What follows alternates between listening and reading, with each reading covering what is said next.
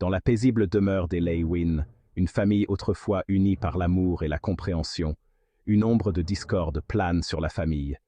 Les tensions montent, les voix s'élèvent et les cœurs se brisent. Le rêve d'Arthur, devenir aventurier, sème le trouble. Ce rêve, nourri par des histoires de bravoure et de découverte, devient une source de conflit. Un aventurier? Arthur, as-tu vraiment réfléchi à ce que cela implique? Arthur, as-tu la moindre idée des dangers? Les routes sont pleines de périls, et les créatures que tu pourrais rencontrer sont impitoyables. Les monstres, les bandits, tu pourrais être blessé ou pire. La vie d'un aventurier n'est pas faite pour un jeune garçon comme toi.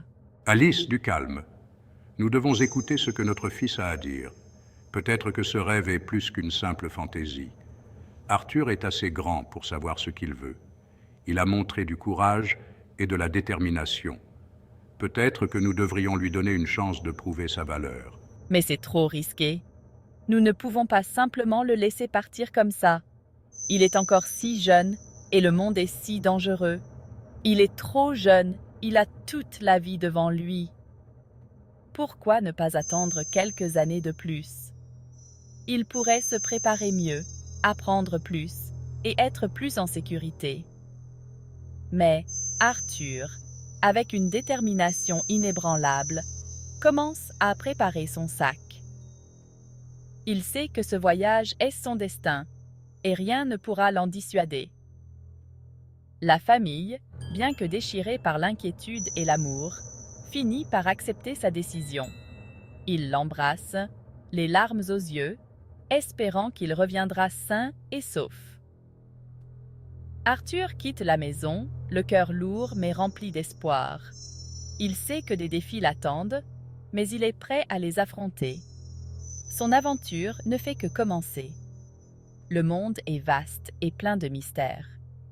Arthur est déterminé à découvrir ce qui se cache au-delà de l'horizon, à écrire sa propre histoire et à prouver à sa famille qu'il est capable de réaliser ses rêves. Et tandis qu'il s'éloigne, sa famille regarde avec espoir et appréhension, priant pour son succès et sa sécurité. Une nouvelle ère commence pour les Leywin, marquée par le courage et l'aventure. Arthur, explique à ta mère pourquoi tu tiens tant à devenir aventurier. Arthur, les yeux brillants de détermination, prend une profonde inspiration. Il sait que ce moment est crucial, qu'il doit trouver les mots justes pour exprimer ce qu'il ressent au plus profond de lui-même. Arthur, narrateur. Maman, je comprends tes craintes, je sais que tu t'inquiètes pour moi. Mais il y a quelque chose en moi, un feu, une passion que je ne peux pas ignorer. Mais je ne peux pas ignorer cet appel. C'est comme si le monde m'appelait, comme si chaque coin inexploré, chaque mystère non résolu me criait de venir.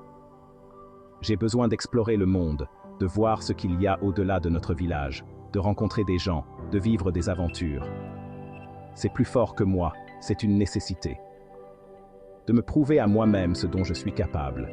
Je veux savoir jusqu'où je peux aller, quelles sont mes limites, et les dépasser. Je veux revenir ici, un jour, avec des histoires à raconter, des expériences à partager. Mais pourquoi?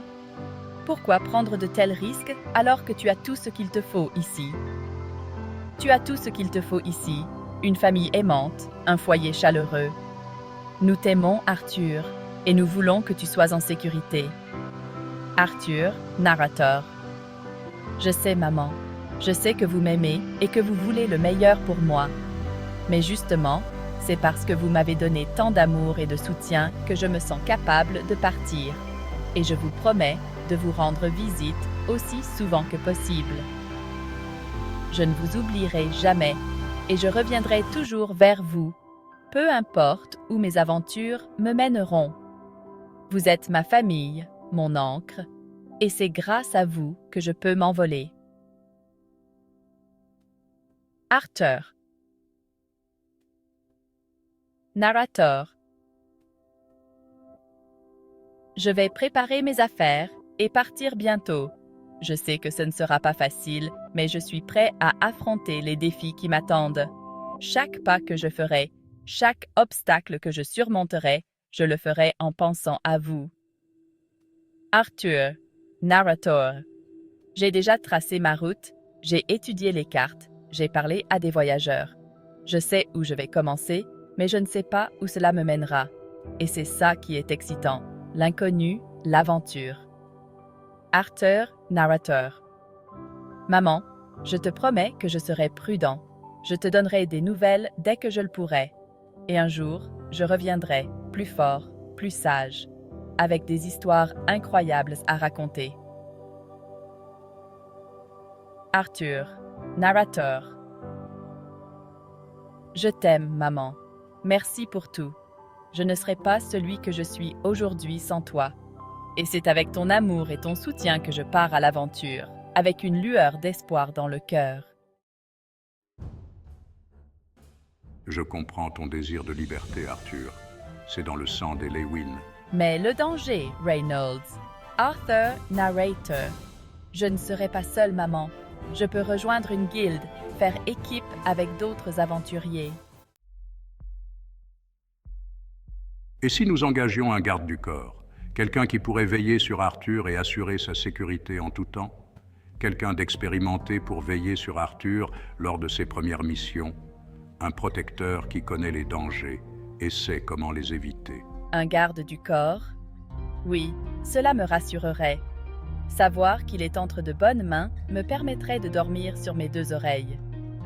Mais il faudrait quelqu'un de confiance, de compétente. Un homme ou une femme qui a prouvé sa valeur et son dévouement. Arthur, narrateur. Je comprends, maman. Je sais combien tu t'inquiètes pour moi. Je choisirai quelqu'un de fiable, promis. Quelqu'un qui saura me guider et me protéger. Un compromis se dessine, apaisant les craintes d'Alice. Elle sent un poids se lever de ses épaules. L'espoir renaît, teinté de fierté pour le courage d'Arthur.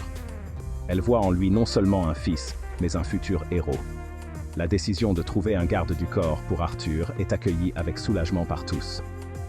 La communauté se sent plus en sécurité. Le forgeron du village commence à préparer une nouvelle épée, symbole de la protection qui sera offerte à Arthur. Les villageois discutent de cette nouvelle mesure, chacun apportant son soutien et ses idées pour assurer la sécurité d'Arthur. Un ancien du village conseille Arthur sur l'importance de la prudence et de la préparation. Arthur s'entraîne avec détermination, conscient des responsabilités qui l'attendent. Alors que le soleil se couche sur le village, un sentiment de calme et d'espoir enveloppe la communauté. Le compromis trouvé apporte une nouvelle sérénité. Arthur et son garde du corps se préparent à partir pour leur première mission ensemble, prêts à affronter les défis à venir. Alice regarde son fils avec fierté et espoir, confiante en l'avenir et en la protection qui l'entoure désormais. Tu vas prendre des forces, mon grand. L'aventure, ça creuse.